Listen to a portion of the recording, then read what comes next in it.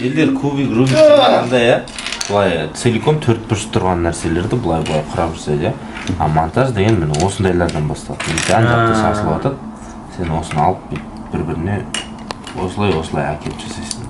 Осыны монтаж деп айтады. Дұрыс айтады. Мынау материал, керек материал. Сәлеметсіздер ме? Мен Оспан Рауан. Абай атындағы Қазақ ұлттық педагогикалық университетінде өнер факультетінде 1-ші курста оқимын. Бүгін мен өзімнің болашақта қызығатын, жұмыс істеймін деген ниет бар мамандық иелерінен сұрақ-жауап видео түсірдім. Видеоролик. Видео просто сұрақ-жауап болды. Ол жерде мен өзімнің ойымдағы сұрақтарды ғана қойдым да. Не дейміз? Дальше екеуі өздері айтсын. Көкелер. Өзіңіз таныстырып өтсеңіз. Менің атым Еркінбек Асылбек. Мен сценарист. Түрмедегі преступниктардан сұрайды. Менің атым Еркінбек Асылбек. Мен сценарист, монтажермын. Бірнеше проекттердің авторымын. Өзіңіз таныстырып өтсеңіз, Айбек Мұрсын. Менің атым Айбек Азымбек. Мен актер, мамандығым режиссер. Сол кино саласындамын.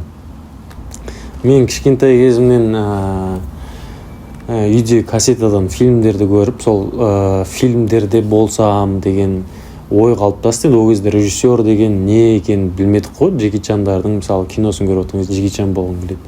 Сол сияқты сол көрген кейіпкерлерімді ұнатып, сол киноның бір бөлігі болсам деген арман болған. Егер маған қайта мүмкіндік берсе, мен осы салада қайттан келетін едім. Себебі бұл өзім жаным сүйетін сала. Сол себепті мен киноны таңдар едім бәрібір. Именно енді актерский емес, менің өзім оқыған мамандығым Жүргеновте 5 жыл бойы режиссура болғандықтан, мен режиссураға ақырындап келе жатырмын. Себебі бұл режиссура деген сразу бастай салатын сала емес, өте ауқымды, жаңағыдай көп білімді, көп тәжірибені талап ететін мамандық. Сондықтан да ақырындап осылай актерский жағынан, маркетинг жағынан, продюсерский жағынан ақырындап бара жатырмын. Мен қабілетім өте көп. Мен деген мен деген сұмдық адаммын. Мен негізі поэзия шығарамын мен. Мен поэтпін, мен ән айтамын, мен би билеймін.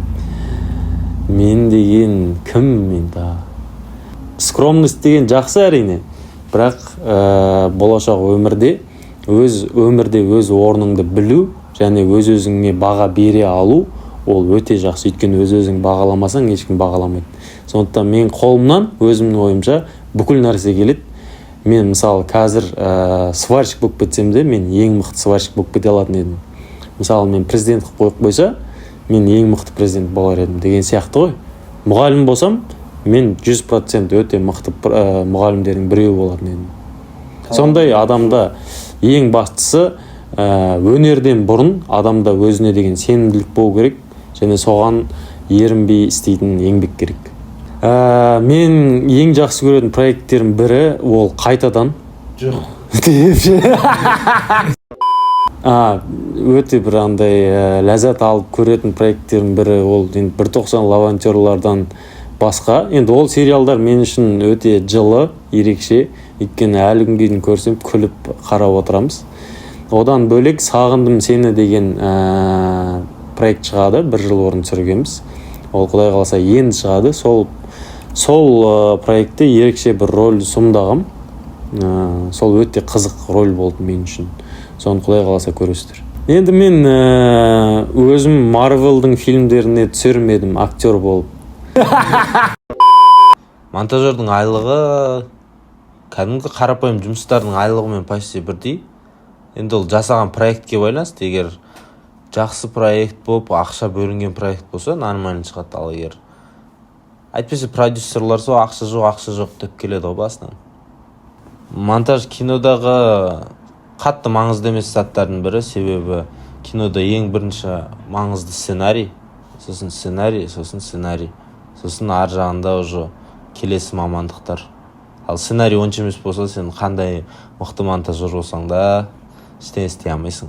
Сценарий говно болса, кино говно болады. Сценарий жақсы болса, Nokia-мен түсірсең де жақсы болып шығады. монтажды үйрену үшін біріншіден көп кино көру керек. Ал миыңда уже сен киноны құрай алатын деңгейге жеткен кезде сен қолыңда инструмент болса, капкаттың өзімен ақ былай телефонның монтажы сияқты жасай беруге болады. Ал енді компьютердікінде қазір көбісі DaVinci'ге көшіп жатыр. Себебі ол жерде Color да бірге істей береді және жұмыс істегенге ыңғайлы. Ал негізі енді ең көп таралған қосымша ол Premiere Pro мен жасайды көбісі. Ал қазір алдыңғы көшбасшылар енді DaVinci'ге өтіп жатыр. Ол жағынан енді болашақ кек қойған секілді, себебі соңғы шыққан кинолардың бәрінде однокадровый сахналардың өзін қиып тастайтын болып кеткен енді джамп-каттар. Себебі енді хронды барынша қысқартуға тырысып жатыр. Адамдардың бір сахнаны ұзақ көре алмайтындықтары, сәл пауза болса телефон шұқылап кететіндіктері, соның бәрі ұзақ пауза жасамауға, сондай заттарға итермелеп пустой жер қалдырмай жатыр қазір кинода. Бүкіл жерін кескілеп, келесі сөзіне дейін кесе салады, келесі сөзіне дейін. Солай болып жатыр енді монтаж. Ол жағынан болашақ кек қойған секілді. Искусственный интеллекттің монтажға әсері. Киноға жалпы әсері. Искусственный интеллект енді подкаст секілді заттардың монтажын өте жақсы жасайды шығар. Бірақ киноның монтажын жасау искусственный интеллект монтажерға көмек ретінде өте жақсы құрал болады шығар, бірақ монтажерді алмастыра алмайды. Мысалы, сен видеоны салған кезде звукачтың жұмысы әлі жасалмаған болады да, тазаланбаған дауыс деген секілді. Ал сен Premiere Pro'ға сағанда бірден звук тазаланып тұратын болса, мысалы, саған жұмыс істеуге де удобно болады, кейін звукач өзі істеп алады деген секілді. Және де бір синхронизация деген секілді заттар жылдам болады. Соң искусственный интеллекттің берер көмегі көп, әрине, удобствода, бірақ монтажбен айналыса алмайды искусственный интеллект. Қайтадан фильмінің монтажын 2-3 ай бойы жасадым деуге болады. Енді кейінгі майда өзгертулерді санамағанда, бұлай фильм целиком 0-ден соңына дейін 2-3 ай уақыт кеткен шығар. Информатиканың монтажға қатысы ол тікелей, себебі енді информатика деген ең қажетті мамандықтардың бірі ғой қазіргі таңда. Өйткені сен мектептен компьютерді шұқылап білмейтін болсаң, сен кейінгі өміріңе үлкен. Мысалы, мен сценарист ретінде де компьютер қолданып жазамыз. Мысалы, кит сценаристке жазған кездің өзінде біз клавиатураны басамыз. Жоқ дегенде сен жақсы тер алу керексің клавиатурамен. Мысалы, оны облакаға сақтау, анау деген сияқты базовый заттарды білмесең, сен соны үлкен кісілер құсап қиналып жастарға істеп бер деп жүретін боласың ғой. Оны компьютерді меңгеру енді қазіргі таңда любой мамандық үшін базовый нәрсе ғой. Бұрынғы заманда от жағу қандай маңызды болса, қазір компьютерді білу тура сондай. Енді қазір компьютерден қарағанда телефонға өтіп жатқан шығар мүмкін. Даже телефонға емес, қазіргі заманда искусственный интеллектті пайдалану ең базовый зат болу керек қой енді. Искусственный интеллектті пайдаланылмайтын адам 20 жылдан кейін төменгі сатыдағы адам болады деп айтуға болады. Енді мектеп оқушыларына, жастарға кеңесім біріншіден сол жастық шағы мен балалық шағын жөндеп өткізу, яғни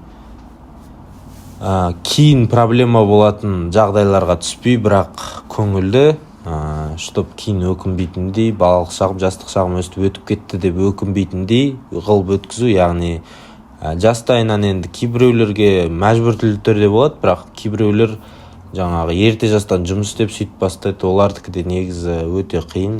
Қызықты уақыттары ғой.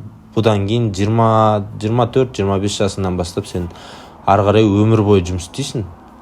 Сондықтан мүмкіндік болса, негізі уақыт өткізіп, жан-жағыңмен танысып, ортаңды кеңейтіп, сондай заттармен айналысқан дұрыс.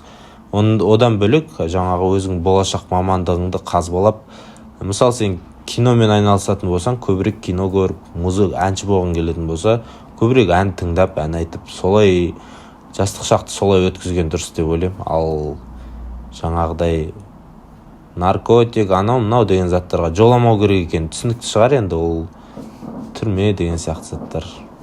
Ондайды айтпай ақ қояйын. Так, мамандық, жақсы мамандық менің ойымша мынандай болу керек жалпы. Ол біреудің қолынан келмейтін нәрсе болу керек та. Көптеген адамның қолынан келмейтін нәрсе болу керек. Сен мысалы 100 адамның қолынан келетін, бірақ онымен сен ғана айналысатын болсаң, сенің мамандығың әлбетте ешкімге қажет емес мамандық, өйткені онымен кез келген айналысады, бірақ айналысқысы келмейді.